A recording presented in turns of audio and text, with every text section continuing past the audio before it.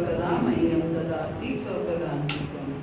वन्देऽहं श्रीगुरो श्रीयुतपत्कमलं श्रीगुरुवैष्णवांशं श्रीरूपं साग्रजातं सैकण्डरघुनाथान्वितं तं सजीवं साद्वैतं साधुतं परिजनसहितं कृष्णचैतन्यदेवं श्रीराधा कृष्णपादान् सैगणललिता श्रीविशाखान्वितांश। हे कृष्ण करुणा सिंधो दीनबंधो जगत्पते गोपेश गोपिका कांत राधा कांत नमस्तुते। तप्त कांचन गौरांगी श्री राधे वृंदावनेश्वरी विश्वानुसुते देवी प्रणमामि हरिप्रिये। वाञ्छाकल्पतरुभ्यश्च कृपा सिन्धुभ्येव च पतितानां पावनेभ्यो वैष्णवेभ्यो नमो नमः। जय श्री कृष्ण चैतन्य प्रभु नित्यानंद श्री अद्वैत गदाधर श्रीवासादि गौर भक्त वृंद। हरे कृष्णा कृष्णा कृष्णा हरे हरे, हरे राम राम राम। ओम नमो भगवते वासुदेवाय। ओम नमो भगवते वासुदेवाय। ओम नमो भगवते वासुदेवाय। ओम नमो भगवते वासुदेवाय। ओम नमो भगवते वासुदेवाय। ओम नमो भगवते वासुदेवाय। नारायणं नमस्कृत्य नारायणं नमस्कृत्य नरं चैव नरोत्तमं नरं चैव नरोत्तमं देवीं सरस्वतीं देवीं सरस्वतीं व्यास ततो जयमुदीरये। ततो जयमुदीरये। नष्टप्रायेषु अभद्रेषु नष्टायेषु अभद्रेषु नित्यं भागवत सेवया। नित्यं भागवतसेवया। भगवती उत्तम श्लोके भगवती उत्तम श्लोके भक्तिर्भवति नैष्ठिकी। भक्तिर्भवति नैष्ठिकी। ग्रंथ श्रीमद्भागवतम की जय। ग्रंथ श्रीमद्भागवतम स्कंद 4 अध्याय 8 में से आज हम पढ़ रहे हैं। अध्याय 8 चल रहा है ध्रुव महाराज का गृह त्याग और वन गमन। तो अब तक हमने पढ़ा कि ध्रुव महाराज कैसे जो अपनी सौतेली माँ जो सुरुचि है वो उनको उनके एक इतना कहने से कि अगर तुम्हें पिता की गोद में बैठना है तो पिता का राज्य चाहिए तो मेरी कोख से जन्म लेना पड़ेगा। क्योंकि सुरुचि जो थी वो रानी थी और सुनीति जो थी वो दासी थी, तो इसलिए दोनों में अंतर था। तो हालांकि उन्होंने ही उनको निर्देश दिया कि अगर तुम्हें मेरी कोख से जन्म लेना है तो जाकर के विष्णु की भक्ति करो और तभी तुम यहाँ पर आ सकते हो। तो माँ ने भी बड़े अच्छे से इसको एक्सेप्ट किया, सुनीति ने बड़े अच्छे से एक्सेप्ट किया। कहने लगी कि देखो तुम्हारी सौतेली माँ होने के बावजूद भी उन्होंने तुम्हें कितना अच्छा निर्देश दिया है कि जाकर के भगवान की भक्ति करो। कि ये कहना भी, वरना वो कुछ और भी कह सकती थी कि जाओ जाओ तुम्हें नहीं मिल सकता राज्य, या तुम्हें ये तुम इस लायक नहीं हो। उन्होंने लेकिन ऐसा नहीं कहा। उन्होंने अगर मेरी कोख से जन्म लेना है तो भगवान की भक्ति करनी पड़ेगी, विष्णु भक्ति करनी पड़ेगी। तो सुनीति को हालांकि दुख हुआ कि ऐसे दुत्कारा गया उनके पुत्र को, लेकिन फिर भी उन्होंने इस चीज को एक्सेप्ट किया और अपने पुत्र को कहा ये बात सही है कि आपको ये ऐसा करना पड़ेगा। तो ध्रुव निकल पड़े हैं भगवान की भक्ति करने के लिए और वहां पर नारद जी उनको मिलते हैं। जिस भक्त का भगवान कल्याण करना चाहते हैं तो उनको ऐसे शुद्ध भक्तों से भी मिलवाते हैं कि उनका आगे कैसे कल्याण होना है। हम सब लोग भक्ति में आए तो किसी ना किसी भक्त के माध्यम से आए, है ना। अपने आप कोई भी नहीं आता है, कोई ना कोई भक्त जो है वो उसका जरिया बनता है उस भक्ति में आने के लिए। तो भक्त के माध्यम से हम आते हैं। तो ऐसे ही जो ध्रुव महाराज थे उनको नारद जी मिले और नारद जी से उन्होंने कहा कि मैं ऐसे ऐसे घर से निकला हूँ और मुझे विष्णु भक्ति करनी है। तो नारद जी ने उनको समझाने का प्रयास किया, हालांकि कि तुम अभी छोटे से 5 साल के बालक हो, तुम नहीं कर पाओगे और तुमने क्यों छोड़ा, ये कोई छोटे बच्चों का खेल नहीं है, वापस लौट जाओ। लेकिन वो दृढ़ रहे, अपने उसमें अडिग रहे। तो इस तरीके से हम ध्रुव महाराज की कथा से, ध्रुव महाराज की जो ये लाइफ स्पैन है उनसे ये हम समझ सकते हैं कि कितना उन्होंने हमें सिखाया है। कि एक पहला हमने ये लेसन लिया कि अगर किसी को धुतकारना भी है तो उसका कल्याण करके धुतकारा जाता है ना। कैसे उन्होंने, जैसा कि बिलोबक्कल ठाकुर के केस में की कथा में हम सुनते हैं कि जो चिंतामणि थी वो कैसे उन्होंने कहा कि अगर जितना प्रेम आपको मेरे साथ है उतना अगर भगवान से होता तो आप कहाँ के कहाँ पहुंच जाते। तो एक उनकी ये बात उनको समझ में आई और वो उनका कल्याण हो गया। यहाँ उनकी सौतेली माँ ने ये बोल दिया कि हाँ अगर मेरी कोख से जन्म लेना है तो जाकर के पहले विष्णु भक्ति करो। तो ये किस तरीके से हम किसी का कल्याण कैसे होता है, किसके माध्यम से होता है। पहली गुरु वही सौतेली माँ बन गई और दूसरी गुरु जो है उनकी अपनी माँ बनी और तीसरी गुरु, क्योंकि अपनी माँ भी रोक सकती थी, नहीं नहीं बेटा मेरा तो एक ही पुत्र है, मैं तुम्हें जाने नहीं दे सकती, तुम यहीं रहो, मेरे पास रहो। लेकिन माँ ने ऐसा नहीं किया, माँ ने उसको सपोर्ट किया कि हाँ मेरा पुत्र अगर भक्ति करना चाहता है, अगर भक्ति करेगा तो अच्छा रहेगा, भले ही उसको राज्य मिले या ना मिले। तो इस तरीके से माँ ने भी सपोर्ट किया आगे और फिर वो आगे गए। तो नारद जी ने उनकी दृढ़ता को टेस्ट करने के लिए, चेक करने के लिए उनको बोला कि तुम अभी छोटे से बालक हो, तुम कहाँ ये कर पाओगे, तुम जाओ अभी वापस चले जाओ, जब बड़े होगे तब आना। और तुम तो क्षत्रिय हो और क्षत्रिय होकर के तुम नहीं कर पाओगे, तो ब्राह्मण के कार्य है। तो लेकिन ध्रुव महाराज ने यही बोला कि क्षत्रिय हूँ इस वजह से मैं क्या, नारद जी ने बोला कि तुम छोटे से बच्चे हो, तुम इतनी अपनी माँ की इतनी सी बात बर्दाश्त नहीं कर पाए, टॉलरेट नहीं कर पाए, तुम में इतना वो नहीं है, सहन शक्ति नहीं है कि तुम अपनी माँ की इतनी सी बात सहन कर पाओ। तो उन्होंने बोला क्योंकि मैं क्षत्रिय हूँ इस वजह से क्षत्रिय में सहन शक्ति कम होती है। एक गुण होते हैं ये भी अलग अलग हमारे चारों वर्णों के, कि ब्राह्मण में सहन शक्ति ज्यादा होती है। जो ब्राह्मण, जिनमें ब्राह्मण गुण होते हैं उनको, ब्राह्मण का सबसे बड़ा गुण क्या है कि वो अपनी भक्ति को फोकस में रखता है कि अपनी भक्ति मेरी चलती रहे, भले ही मुझे कोई कुछ भी कहता रहे, मुझे उससे कोई फर्क नहीं पड़ता, भक्ति मेरी फोकस, भक्ति मेरी डिस्टर्ब नहीं होनी चाहिए। ये ब्राह्मण का गुण है। लेकिन क्योंकि ध्रुव महाराज क्षत्रिय थे तो माँ ने ऐसा बोला तो वो सहन नहीं कर पाए तो निकल पड़े।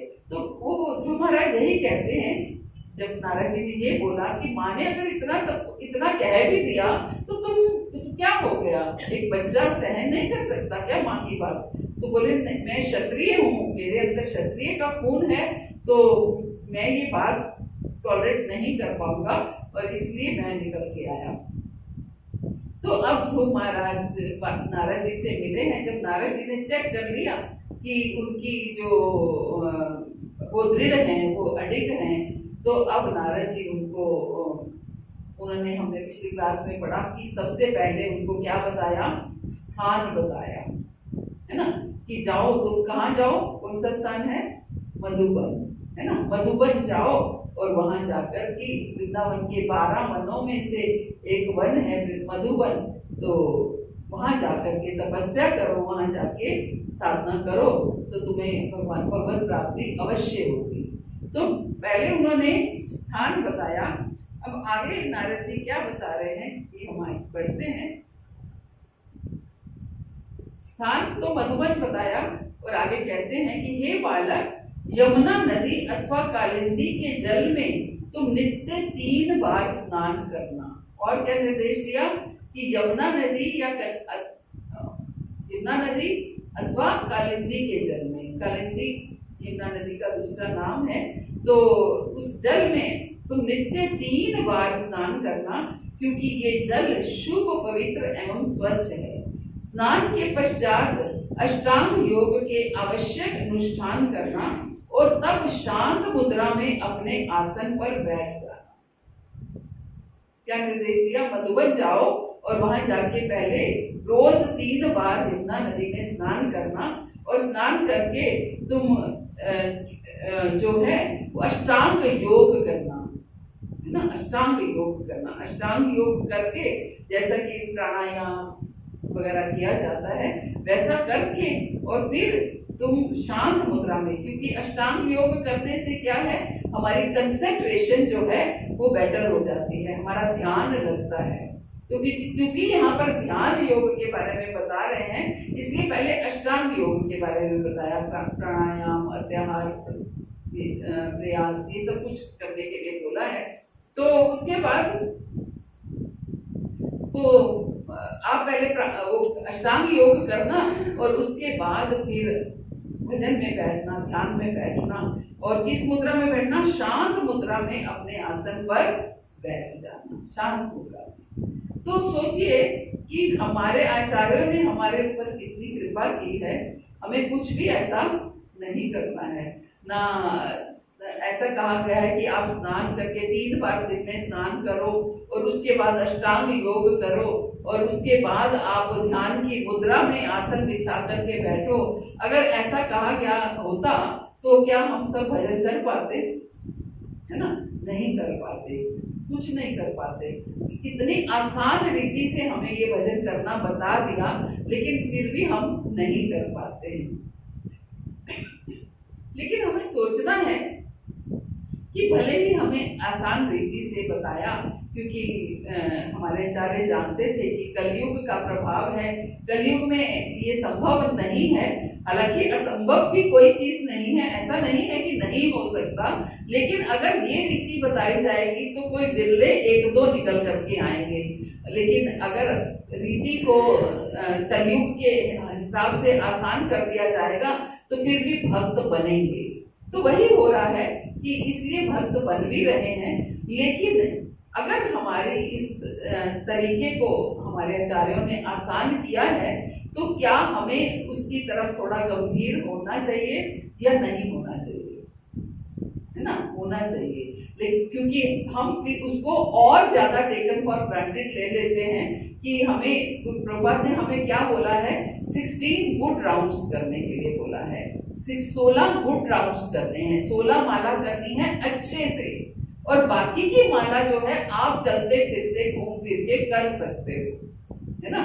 बाकी की माला आप चलते फिरते घूम, वो बात अलग है। जब नए भक्त आते हैं तो हम उनको यही कहते हैं कि आपको 16 माला करनी है, लेकिन आप कैसे भी कर सकते हो, चलते फिरते घूमते फिरते आप कैसे भी कर सकते हो। लेकिन ऐसा हमें खुद ही अपने अंदर धीरे धीरे ये प्रवीणता लानी है कि जैसे जैसे हम पुराने भक्त होते जाते हैं, वैसे वैसे हमें अपने जप के ऊपर कैसे सुधार करना है, हमारा जप कैसे सुंदर हो, इस तरीके के ऊपर हमें कंसंट्रेट करना है। बहुत से भक्त ये पूछते हैं कि दीक्षा से पहले और दीक्षा के बाद में क्या अंतर होता है।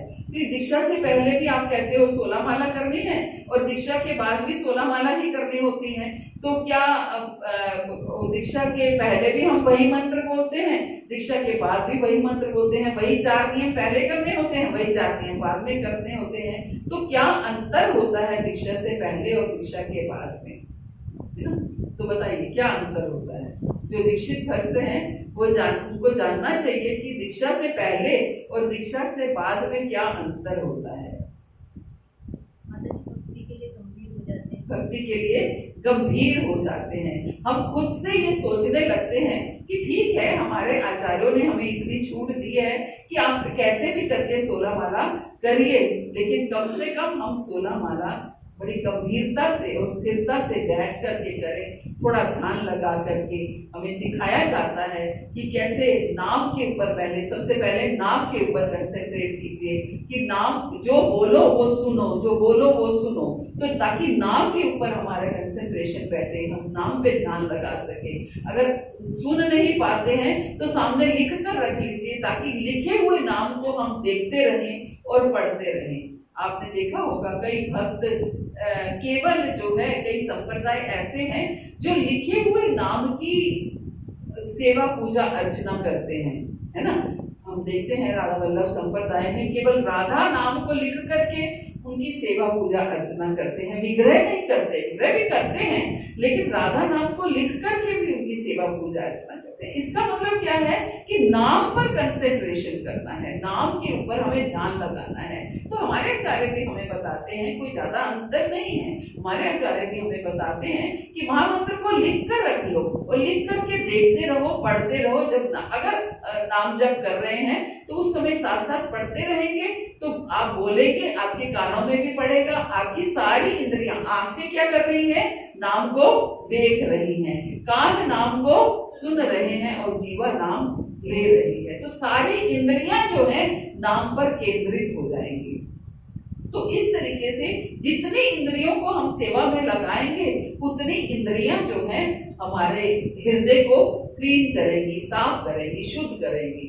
तो यही हमें करना है। ठीक है, हमें छूट दी गई है, लेकिन प्रभुपाद ने छूट किस लिए दी कि उनका प्रचार जो था वो पाश्चात्य देशों में था।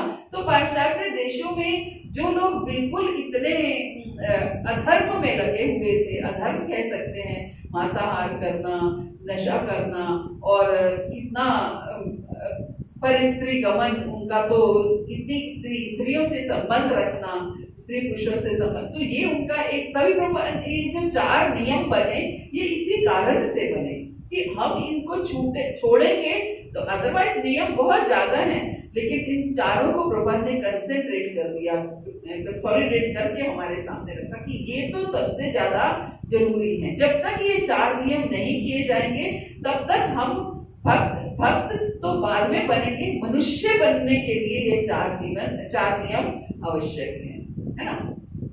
तो जैसे कि माता जी ने बताया कि इससे दीक्षा के बाद हम गंभीर हो जाते हैं ये सोचने के लिए कि ठीक है, नाम जब कर रहे हैं, चलते फिरते, कभी सो के, कभी उठ के, कभी कैसे भी, ध्यान है या नहीं है। बहुत से भक्त मैंने देखा है कि किसी भी तरीके से नाम जप करते हैं, चाहे वो कथा सुन रहे हैं तो भी नाम जप चल रहा है, चाहे टीवी देख रहे हैं तो भी नाम जप चल रहा है, फोन देखते हुए तो नाम जप एक आम कॉमन सी बात है। लेकिन इन चीजों को हमें छोड़ना है। हमें ना तो कथा सुनते हुए नाम जप करना है, ना टीवी देखते हुए नाम जप करना है और ना ही फोन देखते हुए नाम जप करना है। अगर आप करना ही चाहते हैं तो एक काम कीजिए, कथा सुनिए, बाद में नाम जप कीजिए, नाम जप कीजिए, बाद में कथा सुनिए, या फिर टीवी देखते हुए आप टीवी ही देख लीजिए। तो इस तरीके से कम हम अपनी 16 माला को पूर्ण रूप से कंसेंट्रेट करें कि 16 माला कम से कम ऐसे ना करें। उसके बाद की माला वो आपकी इच्छा है। जब आप 16 माला पे कंसेंट्रेट करेंगे तो आपकी बाद की माला भी अपने आप आपको डिफरेंस जब लगेगा दोनों में कि मैं 16 माला किस तरीके से करता हूँ और बाद की माला किस तरीके से करता हूँ, तो आपको दोनों अंतर लगेगा, तो आप अपने आप बाद की माला भी करेंगे। लेकिन 16 माला कम से कम हम फुल कंसेंट्रेशन से पूरे ध्यान पूर्वक करें, है ना। तो कथा सुनते हुए, टीवी देखते हुए, फोन देखते हुए हमें 16 माला कम से कम नहीं करनी है। इस चीज को हमें पकड़ लेना है ना। तो हम प्रयास करें कि 16 माला हमारी कम से कम बैठ के आसानी। कभी कोई मजबूरी हो, बात अलग है कि हमारे पास सेवाएं ज्यादा हैं और हम नहीं कर पाए हैं, बैठ के आराम से माला करने का समय नहीं है। कई बार उत्सवों वगैरह में सेवाएं ज्यादा होती हैं या मंदिर में सेवाएं ज्यादा होती हैं, तो ऐसा हो जाता है। लेकिन तब भी हमें प्रयास करना चाहिए कि हम 2 घंटे और सेवाओं को स्थगित करके और पहले अपने नाम जप के ऊपर कंसेंट्रेट करें। क्योंकि होगा क्या, अगर हम और सेवाओं के ऊपर कंसंट्रेट ज्यादा करेंगे और नाम जप को हम सेकेंडरी ले लेंगे, तो क्या होगा, धीरे धीरे हम उन सेवाओं में हमारे अंदर अहम भाव आने लगेगा, या और तरीके से हमारे वो सेवाएं जो है हमारे अंदर कलमश भी क्रिएट कर सकती हैं, है ना। सेवाएं भी हमारे अंदर कलमश क्रिएट कर सकती हैं। तो इसका मतलब क्या है कि हमारा नाम जप अच्छे से नहीं हो रहा है। अगर आप 16 माला फुल कंसेंट्रेशन से करते हैं तो इस बात की पूरी गारंटी है कि आप थोड़े समय में ही पूरी तरह से शुद्धिकरण शुरू हो जाएगा। आप धीरे धीरे आपकी हर सेवा में आपका मन लगने लगेगा, हर सेवा आप अच्छे से कर पाएंगे। इसलिए नाम जप के ऊपर पूरा ध्यान लगा करके हमें नाम जप करना है। भले ही हमारी सेवा को हम थोड़ा स्थगित कर दें, या आप अपने ऊपर उतनी ही सेवा लीजिए जितनी से आपका नाम जप होता रहे, है ना। अगर आप वो सेवा आप किसी और को दे सकते हैं ताकि आपका नाम जप सफर ना करे, तो आप उस तरीके से सेवा लें। तो हम ध्रुव महाराज के चरित्र से, ध्रुव महाराज के उससे हम समझ सकते हैं कि कैसे उन्होंने बताया कि कैसे 3 बार यमुना में स्नान करो, अष्टांग योग करो और फिर शांत मुद्रा में आसन बिछा करके आप ध्यान करो, है ना। आगे क्या बताते हैं, आसन ग्रहण करने के पश्चात तुम 3 प्रकार के प्राणायाम करना और इस प्रकार धीरे धीरे प्राण वायु, मन तथा इंद्रियों को वश में करना। अपने को समस्त भौतिक कलमश से मुक्त करके तुम अत्यंत धैर्य पूर्वक भगवान का ध्यान प्रारंभ करना। हमें हमारे आचार्य क्या बताते हैं कि आप नाम जब अच्छे से करो, ये सारी प्रक्रियाएं अपने आप होने लगेगी। आप अगर 16 माला अच्छे से करते हो तो आपका ध्यान अपने आप लगने लगेगा। धीरे धीरे आपका हर समय, आप जो अगर हम भगवद गीता पढ़ते हैं तो कर्म योग और ध्यान योग को मिश्रित किया गया है। कर्म योग और ध्यान योग को मिश्रित कैसे किया गया है कि अगर हम अच्छे से भजन करते हैं तो जो भी हम कर्म करते हैं तो उसको भी हम भगवान की सेवा में समर्पित करते हैं। हम जो भी कर्म करें वो भगवान की सेवा हेतु करें, और जब हम भगवान की सेवा हेतु कर्म करेंगे तो कर्म करते हुए भी हमारा ध्यान भगवान में लगा रहेगा। तो कर्म योग और ध्यान योग एक ही हो जाएगा, क्योंकि जब हम कर्म मान लीजिए आप खाना बना रहे हैं तो आपका खाना किस लिए बन रहा है, भगवान को भोग बनाने के, भोग अर्पित करने के लिए। तो आपका ध्यान जो है वो हमें इसमें लगा रहेगा कि मुझे ये भोग बनाना है, भगवान के लिए बनाना है, तो मुझे कैसे इसके लिए साफ सफाई रखनी है, कैसे शुद्धता रखनी है। तो इस तरीके से भगवान अगर खाएंगे तो भगवान को मिर्ची नहीं लगनी चाहिए, कम मिर्ची डालो, ऐसे इस हिसाब से बनाओ कि भगवान को अच्छा लगे, भगवान को ये ज्यादा पसंद है, ये ज्यादा पसंद है। इस हिसाब से आप भोजन बनाते हुए भी आपका ध्यान जो है वो कृष्ण में लगा रहेगा। आप घर की साफ सफाई कर रहे हैं तो उसमें भी आपका ध्यान कृष्ण में लगा, क्योंकि अगर आप ये सोचेंगे कि मैं सब घर में ठाकुर जी विराजमान है, वो बाहर घूमेंगे तो पाँव, नंगे पाँव तो चलते हैं, तो उनका पाँव मैले ना हो, इस वजह से मैं घर के साफ सफाई करूं। तो इस वजह से आप जब साफ सफाई करेंगे तो भी आपका ध्यान ठाकुर जी में लगा रहेगा कि वो आएंगे, यहाँ भी बैठ सकते हैं तो ये जगह भी साफ कर लेती हूँ, यहाँ भी बैठ सकते हैं ये भी जगह साफ करो, ये चीज भी साफ करो, कहीं उनके चरण यहाँ ना पड़े, कहीं उनके चरण यहाँ ना पड़े। तो इस तरीके से आप अपने भावों को हर कार्य करते हुए भगवान में लगा सकते हैं। तो कर्म योग और ध्यान योग को आप मिश्रित कर सकते हैं।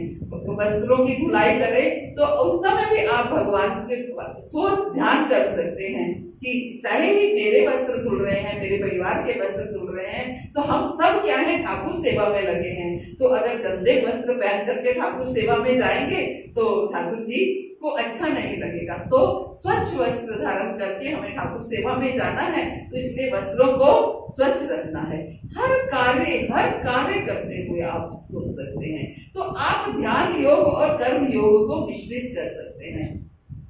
तो यही प्रभुपाद ने हमें सिखाया है कि आपको नाम लेना है, भजन करना है, और भजन के साथ साथ आपको आप इस तरीके से उनके आचार्यों के कहे अनुसार अगर हम भजन करते हैं तो अपने आप हमारा ध्यान अपने आप लगने लगता है। वो बात अलग है कि हम कहे अनुसार करते नहीं हैं, उनकी जैसा हमें निर्देश दिया गया है वैसा हम नहीं करते हैं, बस अपनी इच्छा से जो हर चीज को हम पकड़ते नहीं हैं। एक चीज जब उन्होंने कह दी कि आप कैसे भी कर सकते हैं, नहाए बिना नहाए और चलते फिरते, वो तो हमने पकड़ ली, और लेकिन जो हमने उन्होंने बोला कि हाँ आप 16 माला बैठ के गुड राउंड्स कीजिए, ध्यान से ब्रह्म मुहूर्त में कीजिए, उसको हमने इधर उधर कर दिया कि हमें तो छूट दी गई है। ठीक है, जब नए भक्त होते हैं, हम लोग प्रचार करते हैं, तो नए भक्तों को हम कहते हैं कि आप 16 माला कीजिए, कैसे भी कीजिए। कई भक्त लोग भी कहते हैं, माता जी मेरे लिंक में है, वो हमेशा यही कहती हैं कि एस्कॉन वाले हमेशा बहुत चतुर है, वो पहले तो ये कहते हैं कि 16 माला, बस आपको 16 माला 4 नियम करने हैं, आप कैसे भी 16 माला कर लीजिए। फिर जब हम 16 माला 4 नियम करने लगते हैं, फिर कहते हैं अब एकादशी भी करनी है, फिर हम एकादशी करने लगते हैं, तो फिर कहते हैं हम ये आचार्यों के आविर्भाव तिरोभाव दिवस हैं, इन पे भी आपको फास्टिंग करनी है। फिर वो कहते हैं अब जन्माष्टमी, ये इन पे भी करना है। फिर सेवाओं में लगा देते हैं, आप ये सेवा भी करनी है, वो सेवा भी करनी है। धीरे धीरे वो बढ़ते जाते हैं।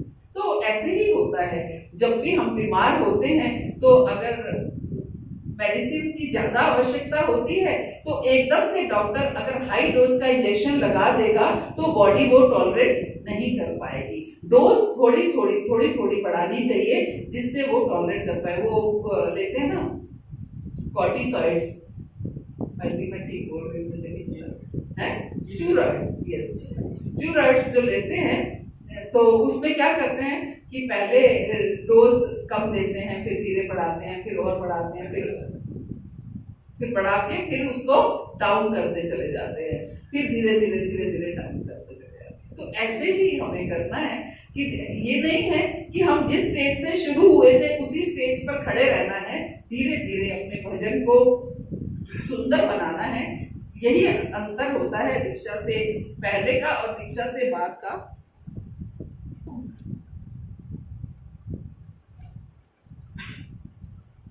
कि हमें बस अपने नाम जप को सुंदर बनाना है और कुछ कोई अंतर नहीं है।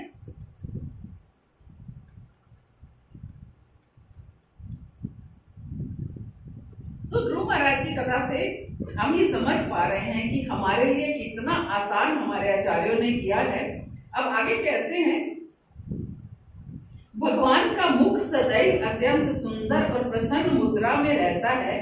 देखने वाले भक्तों को वो कभी अप्रसन्न नहीं दिखते और वे सदैव उन्हें वरदान देने के लिए उद्यत रहते हैं।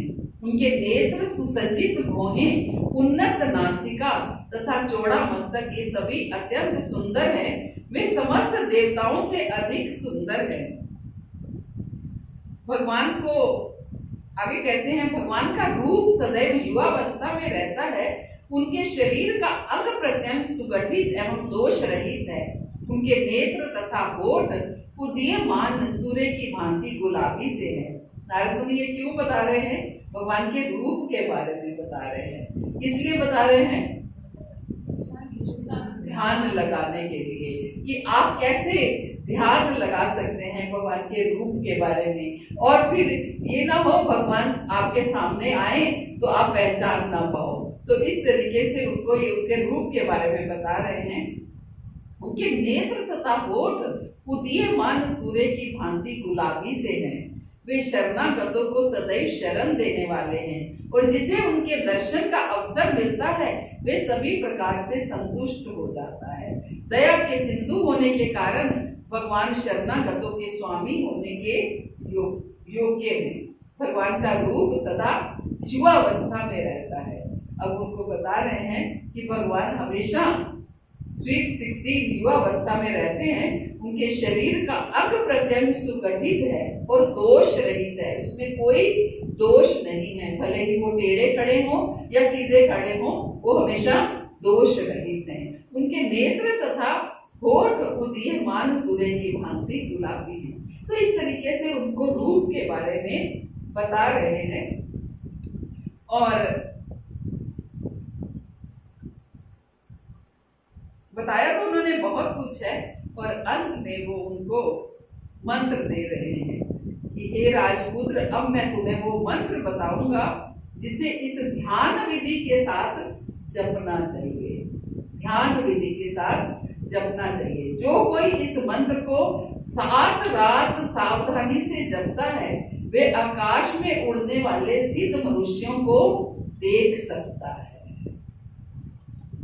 जो कोई इस मंत्र को 7 रात सावधानी से जपता है। 7 रात बोला है केवल, लेकिन कैसे बोला है? सावधानी से। सावधानी से जपता है वे आकाश में उड़ने वाले सिद्ध मनुष्यों को देख सकता है ना, देख सकता है। अब ध्रुव महाराज को मंत्र किस लिए दिया गया? ध्यान लगाने के लिए, ध्यान लगा के करना है और भगवत प्रेम जो प्राप्त करना है। हमारा लक्ष्य क्या है? भगवत प्रेम प्राप्त करना। ध्रुव महाराज का लक्ष्य क्या था? राज्य प्राप्त करना, है ना। ध्रुव महाराज का लक्ष्य अलग था, हमारा लक्ष्य अलग है। तो ध्रुव महाराज को इसलिए क्या दिया गया कि वो मंत्र दिया गया जो 7 रात सावधानी से जपना है।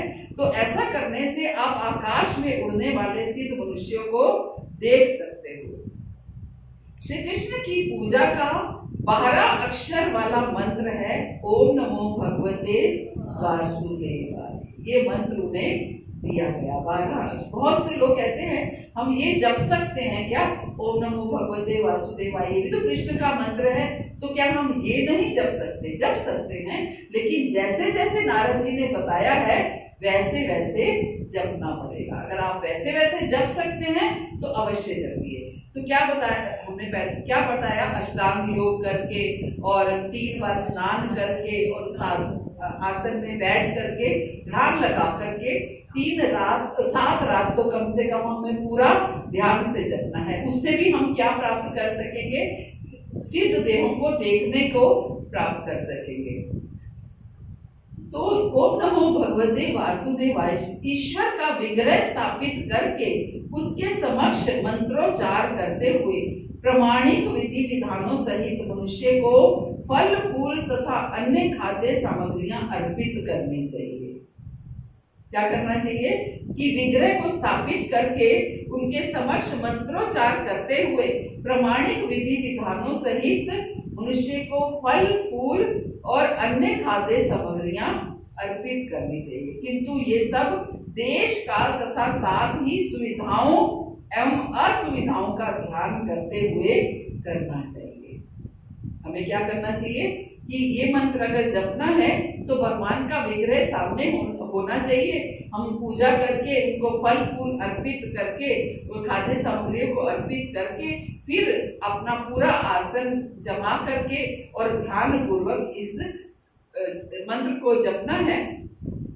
और भगवान की पूजा शुद्ध जल, शुद्ध पुष्पमाला, फल फूल तथा जंगल में उपलब्ध वनस्पतियों या ताजे उगे हुए फलों से एकत्र करके फूलों की कलियों या वृक्षों की छाल से या संभव हो सके तो भगवान को अत्यंत प्रिय तुलसी दल अर्पित करते हुए करनी चाहिए।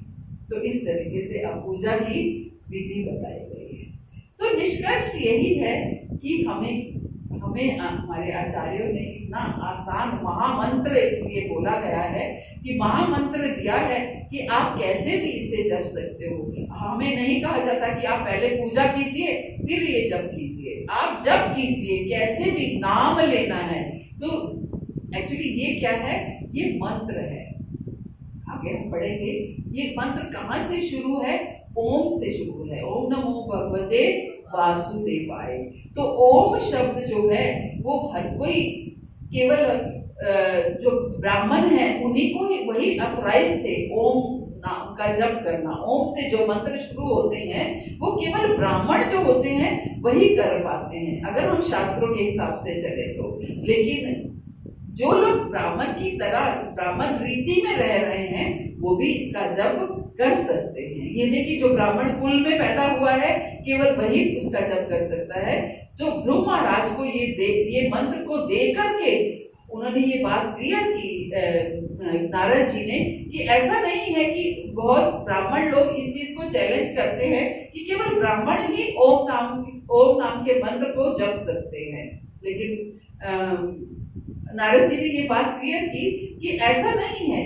वो क्षत्रिय थे, ध्रुव महाराज क्या थे? क्षत्रिय थे, लेकिन फिर भी उन्होंने नारद जी ने उनको ओम नमो भगवते वासुदेवाय का मंत्र दिया। वो इसलिए दिया कि इस समय वो भक्ति की उसमें निकले हैं, अब वो ब्राह्मण की रीति से चल रहे हैं, इसलिए उन्हें ये मंत्र दिया जा सकता है ना। तो ये हमें सीखना है, समझना है और अपने भाग्य के ऊपर की सराहना करनी है कि कैसे हमारे आचार्यों ने हम पर बहुत कृपा की है और इतनी आसानी से भक्ति हमें प्रदान कर दी है और हम आसानी से उसको अपनी ग्रस्त जीवन में रहते हुए भी ये सब कार्य कर पाते हैं। हरे कृष्ण। श्री प्रभुपाद की जय, गुरु महाराज की जय। तो किसी का कोई प्रश्न हो?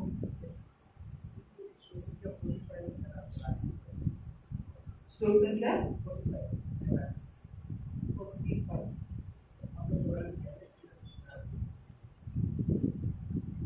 रूप का ध्यान। भगवान का मुख सदैव अत्यंत सुंदर और प्रसन्न मुद्रा में रहता है। देखने वाले भक्तों को वे कभी अप्रसन्न नहीं दिखते और वे सदैव उन्हें वरदान देने के लिए उद्यत रहते हैं। उनके नेत्र, सुसज्जित भौहें, उन्नत नासिका तथा चौड़ा मस्तक, ये सभी अत्यंत सुंदर है। वे समस्त देवताओं से अधिक सुंदर हैं। तो भगवान की सुंदरता का व्याख्यान किया गया है इसमें। श्लोक गाना चाहिए।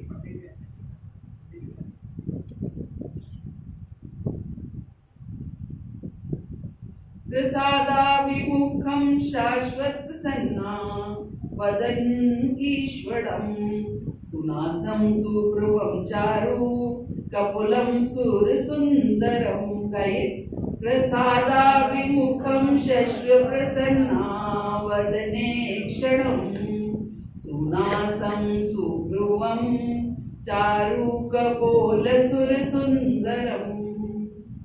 प्रसादाभिमुखं, बोलिए, प्रसादाभिमुखं शाश्वत प्रसन्ना वदन् ईक्षणं सुनासं सुभ्रुवं चारु कपोलं सुरसुन्दरम्। प्रसादाभिमुखं शाश्वत प्रसन्नम। प्रसादाभिमुखम हमेशा अहेतु की कृपा करने वाले। प्रसादाभिमुखम हमेशा कृपा करते हुए दिखाई देते हैं। शाश्वत प्रसन्नम, हमेशा, शाश्वत मीन्स हमेशा प्रसन्न रहते हैं। शाश्वत प्रसन्नम। वदन ईक्षणम, वदन ईक्षणम का अर्थ क्या है कि उनकी जो मुख है वो हमेशा प्रसन्न मुद्रा में दिखाई देता है और देखने वाले भक्तों को वो कभी अप्रसन्न दिखाई नहीं देते। सुनासम सुभ्रुवम, सुनासम सुनासम मीन्स सुंदर नाक है भगवान की। सुभ्रुवम सुसज्जित भौहें हैं, भौहें जो है वो सुसज्जित है। चारु कपोलम, सुंदर कपोल है, गाल सुंदर है। सुर सुंदरम, और देवताओं से भी अधिक सुंदर होते हैं। तो भगवान की सुंदरता का वर्णन है। प्रसादाभिमुखम शाश्वत प्रसन्ना वदन्नीक्षणं सुनासं सुभ्रुवं चारु कपोलं सुरसुन्दरम्।